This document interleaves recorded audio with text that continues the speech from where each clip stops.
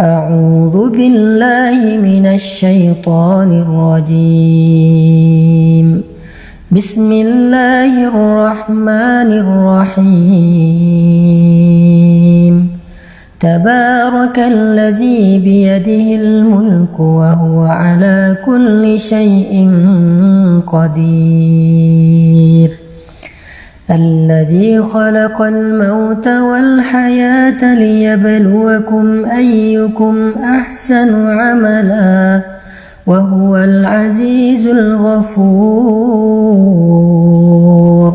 الذي خلق 7 سماوات طباقا ما ترى في خلق الرحمن من تفاوت فارجع البصر هل ترى من فطور ثم ارجع البصر كرتين ينقلب إليك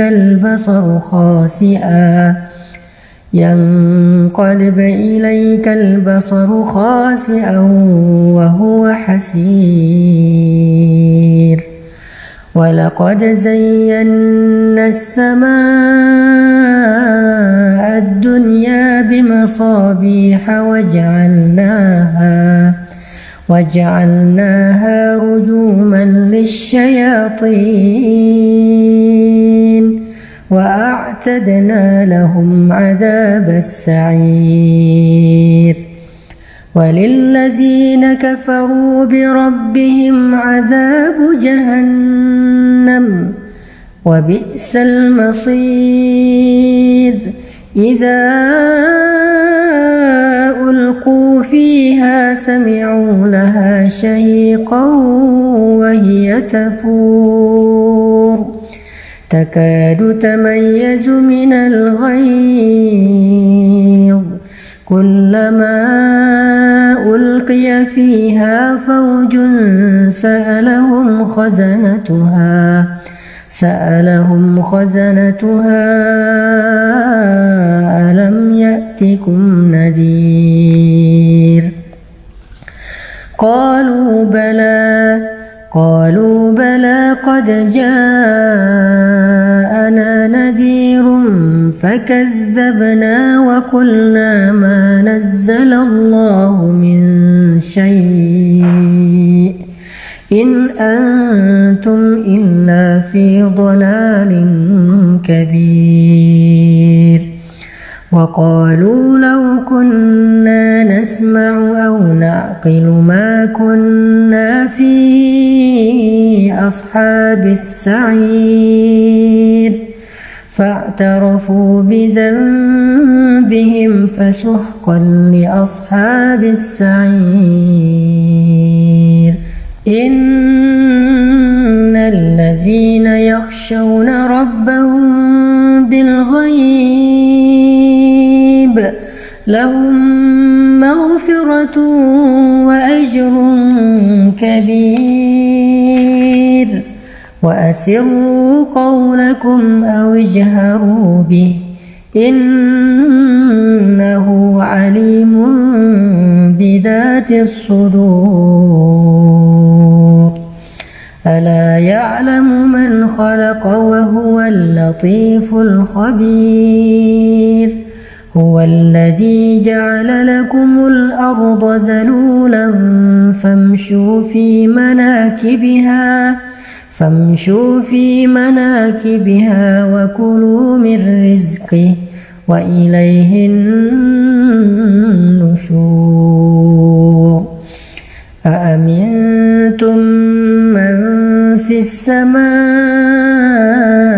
أن يخسف بكم الأرض فإذا هي تمور أم أمنتم من في السماء أن يرسل عليكم حاصبا فستعلمون كيف نذير.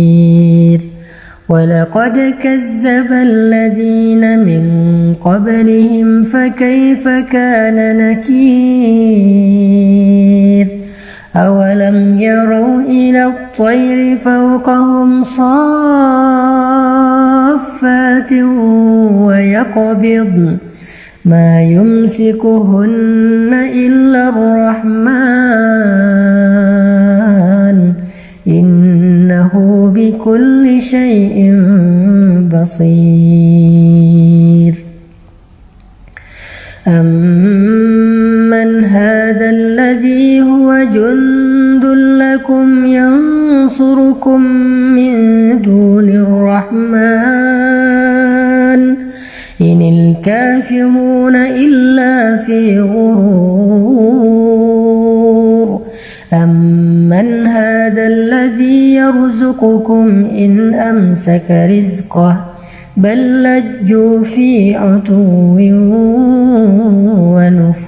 ونفور أفمن يمشي مكبا على وجهه أهدى أمن يمشي سويا على صراط مستقيم قل هو الذي أنشأكم وجعل لكم السمع والأبصار والأفئدة قليلا ما تشكرون قليلا ما تشكرون قليلا ما تشكرون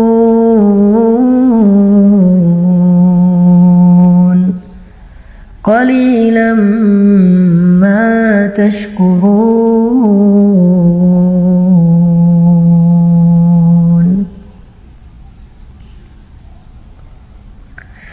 قل هو الذي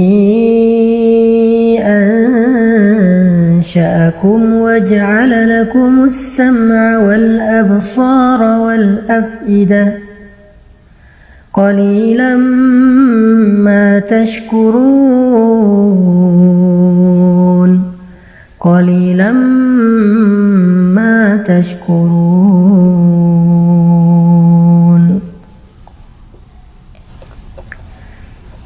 Katakanlah, Dialah yang telah menciptakan kalian, lalu menjadikan untuk kalian pendengaran, penglihatan, dan hati, dan akal fikiran. Tetapi sedikit sekali dari kalian yang mensyukurinya.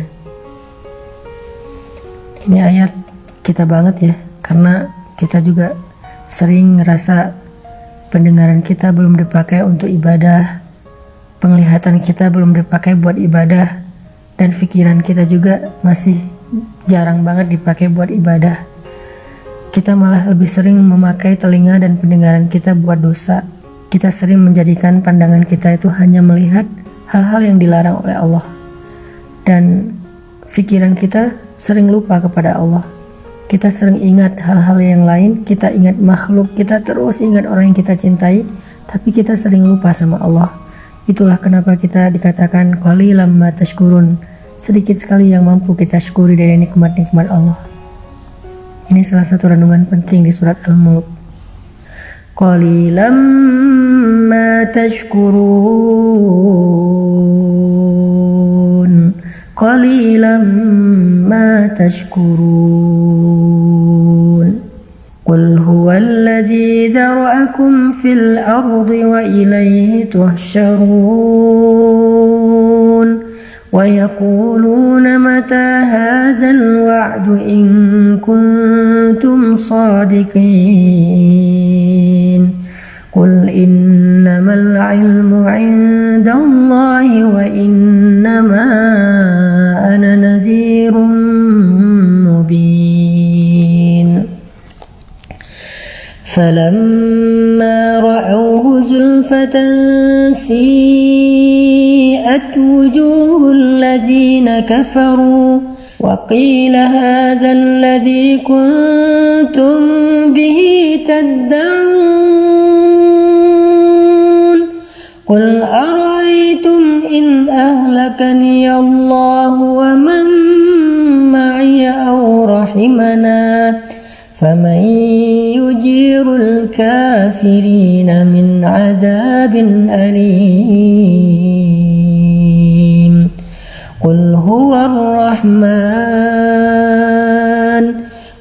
huwar rahmanu amanna bihi wa alaihi tawakkalna fasata'lamuna man huwa fi dhalalin mubin. Qul ara'aytum in asbaha ma'ukum ghawra faman ya'tikum bima'in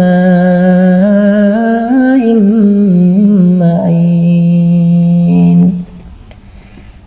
Di ayat terakhir ini Allah nanya sama kita tentang kekuasaannya, karena Allah pengen kita gak ragu sama sekali tentang Allah itu maha kuasa. Allah itu bisa apa aja yang dia kehendaki, sehingga harusnya kita berserah diri kepada Allah. Makanya Allah nanya di ayat terakhir, coba kalian sebutkan, kalau sumur kalian menjadi kering, kalau tanah kalian menjadi gersang, kalau sungai-sungai kalian gak lagi mengalir, maka siapa yang mendatangkan untuk kalian air yang jernih? Siapa yang menurunkan hujan? Siapa yang menjadikan tanaman-tanaman kita bisa tersirami dengan air lalu tumbuh dan kita menikmati hasilnya? Siapa yang menjadikan sumur-sumur kita menjadi penuh? Allah Subhanahu wa Ta'ala, Maha Kuasa memelihara kita. Itu Allah baru ngasih satu contoh, yaitu air ketika kita dalam musim kemarau yang panjang. Kalau dalam contoh ini aja kita yakin bahwa Allah Maha Kuasa, Allah lah yang selama ini ngasih kita rezeki, ngasih kita pemeliharaan. Terus kenapa kita nggak berserah diri aja sama Allah Subhanahu Wa Taala sehingga hati kita menjadi tenang? Kenapa kita nggak memperbaiki hubungan kita dengan Allah sehingga ketika kita butuh Allah, Allah akan membantu kita? Makanya Allah bertanya tentang surat Al-Mulk, surat tentang kekuasaan Allah. Allah nanya, kalau sumur kalian kering, siapa yang mendatangkan kalian air yang jernih?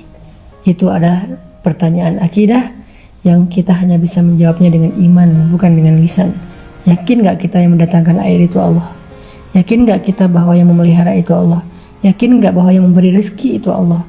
Sehingga kita gak boleh merasa kecil hati, putus asa hanya gara-gara kita kehilangan seseorang yang berpengaruh bagi kita, hanya gara-gara kita kehilangan seseorang yang kita berharap dia bisa bantu kita, hanya gara-gara kita ditinggalkan oleh makhluk. Lah, masih ada Allah bersama kita. Sehingga kalimat Nabi, la tahzan, innallaha ma'ana.